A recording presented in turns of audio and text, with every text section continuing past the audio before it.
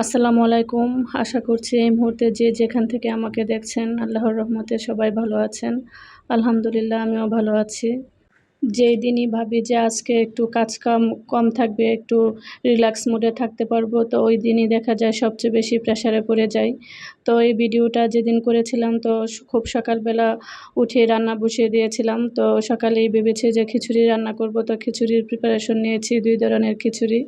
তো আমার মেজো ছেলে ঝরঝরা খিচুড়ি পছন্দ করে, যে পাতলা খিচুড়িটা, তো এটা ও পছন্দ করে না। আর আমাদের সবারই এই পাতলা খিচুড়িটা পছন্দ। তো আমাদের জন্য রান্না করছি আর ওর জন্য আলাদা করে একটু ঝরঝরা খিচুড়ি রান্না করছি। তো ভেবেছিলাম যে এইটা দিয়ে আজকে আমার সকাল দুপুর চলে যাবে। আর দুপুরে অল্প একটু ভাত রান্না করলেই হয়ে যাবে। যেদিনই সকালবেলা রান্না করে ফেলি সকাল দুপুরের, তো সেদিনই ভাবি যে আজকে একটু রিল্যাক্সে থাকবো। কারণ মাঝে মাঝে দেখা যায় রান্না করতে আমার খুব বেশি আলসেমি লাগে, বা কী রান্না করব বা রান্না করার ইচ্ছেই হয় না। তো আজকের দিনটা এমনই ছিল আর কি। তো ভেবেছিলাম যেহেতু সকালে রান্না করে ফেলেছি আর সারাদিন রান্না করব না, তেমন কোনো আর কাজও ছিল না ঘরে।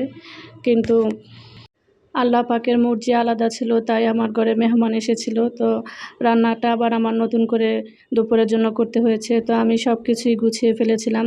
৯টার ভিতরে আমার সব কাজই শেষ হয়ে গিয়েছিল। আর ওইদিন যে আমার কাজ করে হেল্পিং হ্যান্ড, তো সেও বলে গিয়েছিল যে আসবে না। তো আমি ভেবেছিলাম যে আমার মতো করে আমি কাজটা গুছিয়ে নিই, তাহলে আমি একটু আরামে থাকতে পারবো। তো আল্লাহ তাআলা চাইছে মেহমান আসার জন্য, তো মেহমান এসেছে। তো আলহামদুলিল্লাহ। তবে বিরক্ত হইনি। নতুন করে একটু রান্না করতে হয়েছে এই আরকি। আর এখানে আমি আমার যে চামচগুলা ছিল তো এগুলা গুছিয়ে নিয়েছি। আসলে চামচ বের হইতে, হইতে দেখা গিয়েছে সব চামচই বের হয়ে গিয়েছে। আর এটা ঈদের ২ দিন পরের একটা ব্লগ। রান্নাঘরের কোনো কিছুই গোছানো হচ্ছে না। শুধু বের করা হচ্ছে, ধোয়া হচ্ছে আর ইউজ করা হচ্ছে। তো এভাবে করে দেখা গিয়েছে পুরা রান্নাঘরটা এলোমেলো হয়ে গিয়েছে আর কাজ করতেও অসুবিধা হচ্ছে। তো রান্নার পাশাপাশি আমি পুরা রান্নাঘরটাও গুছিয়ে নিয়েছি। যেহেতু রান্নাঘরে টা একটু কাজ করতে অসুবিধা হয়, জিনিসপত্র রাখা নিয়ে অসুবিধা হয়। তো গুছানো থাকলে দেখা যায় অনেকটাই কষ্ট কম হয়। আর আমার এই চামচগুলো আমি এখানেই রাখি। এই ড্রয়ারটা, এটা আমার শোকেজের একটা ড্রয়ার। তো এই ড্রয়ারে রাখলে দেখা যায় এখানে যেহেতু আমরা বসে মাঝে মাঝে খাই, তো চামচগুলা এখানে থেকে নিতে সুবিধা হয় আর ধুলাবালিটা কম পড়ে। আর এভাবে খোলা অবস্থায় রেখে দিলে দেখা যায় ধুলাবালি অনেক বেশি পড়ে। কাজ গুছাতে, গুছাতে আমার ২ টা খিচুড়ি হয়ে গিয়েছে। তো এই ঝরঝরা খিচুড়িটা পুরা ঝরঝরা হয়নি, একটু নরম হয়ে গিয়েছে। তো আমার ছেলে একদম পোলার মতো ঝরঝরা খিচুড়ি খেতে চায়। তো মাঝে মাঝে দেখা যায় ওইরকম হয়, আবার মাঝে মাঝে হয় না। তবে মুগ ডালটা যদি ভেজে দেওয়া হয় তাহলে এইভাবে ঝরঝরাটা হয়, আর না হলে ভেজে না দেওয়া হলে দেখা যায় ঝরঝরাটা হয় না। তো আজকে আমি আর ভেজে দেইনি। এইজন্য একটু ঝরঝরাটা কম হয়েছে। আর আমি যে পাতলা খিচুড়ি রান্না করি, তো আমি পাতলা খিচুড়িতে সবসময় বাগার দেই। বাগার দেওয়ার পরে দেখা যায় খিচুড়িটা খেতে খুব ভালো লাগে। তবে আমার আম্মা এক ধরনের খিচুড়ি রান্না করে, এভাবে না। তো ওই খিচুড়িটা আমি রান্না করতে পারি না। তবে ওই খিচুড়িটা খেতে অনেক বেশি ভালো লাগে আমার কাছে। যেহেতু এভাবে রান্না করতে পারি না, তাই এভাবে রান্না করে খাই।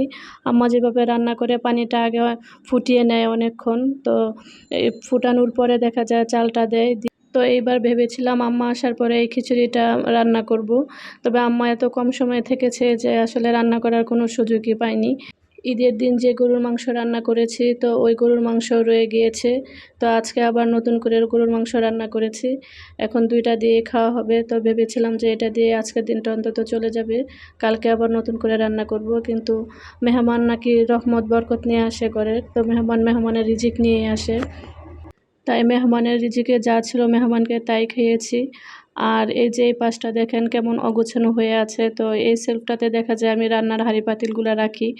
এখন এইগুলি দিয়ে এইখানে ব্লক হয়ে আছে, যার আমার কাজ করতে খুব অসুবিধা হচ্ছে। তবে আলসেমির জন্য গুছাচ্ছি না তা না, কিন্তু ঈদের পরে একটু ঘরে কাজ থাকে, প্রেশার থাকে, গুছানোর সময় পাচ্ছি না, তাই গুছানো হয়নি। তো অফ ক্যামেরায় আমি সব গুছিয়ে নিয়েছি। আর গুছিয়ে নিয়ে এই জায়গাটা আমি সবসময় এভাবে পরিষ্কার করে রাখি। আর যখন ম্যাটগুলো আমি ধুয়ে দেই তখন আমি এই জায়গাটা ভালো করে ভিজা ন্যাকড়া দিয়ে পরিষ্কার করে দেই। তবে মাঝে মাঝে ম্যাটগুলা সরিয়েও পরিষ্কার করি। আর এটা হচ্ছে দুপুরে, তো রান্না বসিয়েছিলাম মেহমানের জন্য।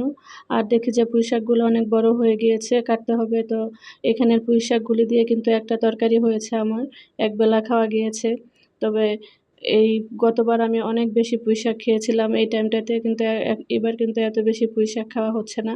কেন জানি গাছগুলা খুব বেশি বড় হচ্ছে না। তবে এখন যেহেতু বৃষ্টির পানি পড়ছে, এখন দেখছি আবার খুব তাড়াতাড়ি বড় হচ্ছে। গতবার ২ বার মাত্র বাজার থেকে পুঁইশাক কিনে এনে খেয়েছিলাম, আর ওই ২ বার থেকেই লাগানো হয়েছিল। তো পরবর্তীতে পুরা বছরই আমি পুঁইশাক খেয়েছি। আর একদম সেই নভেম্বর, ডিসেম্বর পর্যন্ত পুঁইশাক খেয়েছি। পরে গাছগুলো আর বড় হয়নি। ও এজন্য আর পুঁইশাক খাওয়া হয়নি। তো এখন দেখা গিয়েছে যে কয়েকবার বাজার থেকে কিনে এনে খাওয়া হয়ে গিয়েছে পুঁইশাক। আর এই গাছগুলো খুব বেশি বড় হচ্ছে না। আর এই গাছগুলোর নিচে হচ্ছে পুদিনা পাতার গাছ আর পুর্তলিকার গাছ ভেঙে গিয়েছিল। তো এটা আমি পানিতে এভাবে রেখে দিয়েছি।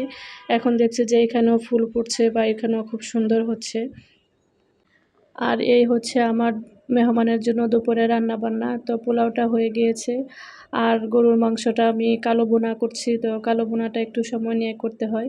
আর মেহমান যেহেতু আসতে একটু লেট হয়ে যাবে, তো ভাবছি যে একটু সময় নিয়েই করি। আর ঐতিহ্যবাহী যে রান্নাগুলা করা হয়, তো ওই রান্নাগুলা দেখা যায় খুব বেশি যে আমি ভালো পারি তাও না। তবে সবসময় চেষ্টা করি। তবে আমার মনে হয় যে কালো বোনা অথেন্টিক রেসিপি, এটা আসলে ইউটিউবে অনেক ভিডিও আছে। তবে আমার কাছে কোনোটাই অরিজিনাল মনে হয় না। তবে আমি একজনকে দেখেছি একদম অথেন্টিক রেসিপিটা তৈরি করতে, আমি খেয়েছি। তো আ ইউটিউবের রেসিপির সাথে ওনার রেসিপির কোনো মিল কিন্তু আমি পাইনি। আর যার কাছে আমি খেয়েছি, তো উনি হচ্ছে চট্টগ্রামে ওনার শ্বশুরবাড়ি। আর আমাদেরই আত্মীয়। আর যেহেতু চট্টগ্রামের শ্বশুরবাড়ি, তো সেই সুবাদে সে এই রান্নাটা খুব ভালো শিখেছে। এই রান্না না, অনেক কিছুই সে তার শ্বশুরবাড়ির রান্নাটা শিখেছে। কারণ তার শ্বশুরবাড়ির মানুষ যখন আসে, তো ওনাদের মতো রান্না না করলে ওনারা খায় না বা খেতে পারে না। আর এজন্য মূলত ওর হাসব্যান্ড বা ওর শ্বশুরবাড়ির মানুষ যেভাবে রান্না করা পছন্দ করে, ঠিক ওইভাবে রান্না করাটা শিখে নিয়েছে। যদিও সে ঢাকার মেয়ে, ঢাকায় বড় হয়েছে, ঢাকায় জন্ম হয়েছে। তারপরেও তার মানে শ্বশুরবাড়ি চিটাগাং হওয়াতে সে ওই ধরনের রান্নাগুলাই করে এবং তার ঘরে ওই ধরনের রান্নাগুলাই সবসময় খাওয়া হয়। আর কুরবানির সময় তার প্রধান আকর্ষণ বা প্রধান রান্নায় থাকে এই কালো বোনা। তো সে তার কাছ থেকে আমার শেখা, তবে তার মতো হয় না আমার কখনোই। আর সে সবসময় বলে যে তার নাকি তার শাশুড়ির মতো হয় না। তার শাশুড়ির হাতের রান্না নাকি আরও অনেক বেশি মজা হয়। তো এটা আসলে সবার বেলায় একজনের রান্নাটা আরেকজনের মতো কখনোই হয় না। কখনো আসলে তৈরি করা যায়ই না। যার, যার মতো একটা হয়ে যায়। আর এখানে মেহমান এসেছিল। তো মেহমান খেয়ে দিয়ে চলেও গিয়েছে। আর মেহমান কিন্তু গ্রাম থেকে এসেছে। আর মেহমান আসার সময় এই যে এই লটকন আর কাঁঠাল নিয়ে এসেছে। তো কাঁঠাল পাকেনি, কাঁচা কাঁঠালই নিয়ে এসেছে। আর লটকনও এখন পুরাপুরি পাকেনি। তারপরও নিয়ে এসেছে। আর আমাদের শ্বশুরবাড়ির এলাকায় কিন্তু প্রচুর লটকন গাছ। আর আমাদের যে লটকন বাগান আছে, তো ওই লটকন বাগানেরই লটকন এগুলি। কোনো লটকন গাছে এত লটকন আসে, গাছের একদম গোড়া থেকে গাছের মাথা পর্যন্ত লটকন আসে। তো দেখতে এত বেশি ভালো লাগে। আর লটকন যখন বড় হয়, পাকে, তো হলুদ, হলুদ হয়, তখন দেখতে বেশি সুন্দর লাগে। আর এই লটকন আসলে খুব বেশি যে আমার বাসায় খাওয়া হয় তা না। আনার পরে কেউ ১ম একটু খাবে, পরে আর খাবে না। তবে গাছ থেকে লটকন পাড়ার পরে কিন্তু একদিন পরেই লটকনটা একটু কালো, কালো হয়ে যায়। আ বাহিরে যেভাবে রাখে প্রসেস করে পানি দিয়ে, দিয়ে, তো ঘরে তো আর এভাবে পানি দিয়ে, দিয়ে প্রসেস করে রাখা হয় না। আর যেগুলা বড়, বড় লটকন হয়, তো এগুলার মধ্যে ৪ টা ৫ টা কোয়াও হয়। আবার ছোট লটকনের মধ্যে দেখা যায় কোনোটার মধ্যে ১ টাও হয়, ২ টাও হয়। তো এগুলা একটু বড় সাইজ। তো এগুলা কিন্তু আরও বড় হবে। এখনো ছোট আছে। এখানে আমি একটা লটকন খুলে খেয়ে দেখছিলাম কেমন মিষ্টি হয়েছে। তো একদম যখন পেকে যায় লটকন, তখন কিন্তু লটকনটা একটু মিষ্টি, মিষ্টি লাগে। আর এখানে আমি লবণ মরিচ মাখিয়ে নিচ্ছি। আমার ছেলেরা লবণ মরিচ দিয়ে লটকন খেতে পছন্দ করে। যেহেতু এখনো পুরি মিষ্টি হয়নি, টক মিষ্টি একটা ভাব আছে। তো এটা লবণ মরিচ দিয়ে খেতে ভালো লাগে। তো ওদের জন্য একটু লবণ মরিচ মাখিয়ে দিচ্ছিলাম। আর ওরা খুলে, খুলে খাবে। ছোটজন যেহেতু খুলতে পারবে না, তো ওকে আমি কিছু লটকন খুলে দিয়েছি। সবাই মিলে লটকন খেয়ে তো ভেবেছি একটু ছাদে যাই। অনেকদিন ধরে ছাদে যাওয়া হয় না। তো মেজো ছেলে নেই, ওর আবার কোচিং আছে, ও কোচিংয়ে চলে গিয়েছে। তো বড় ছেলে আর ছোট ছেলেকে নিয়ে ছাদে গিয়েছি অনেকদিন পর। যেহেতু বৃষ্টি হয়েছে, তো পরিবেশটাও ঠান্ডা ছিল। আর ছাদের পরিবেশটা তো আরও বেশি সুন্দর।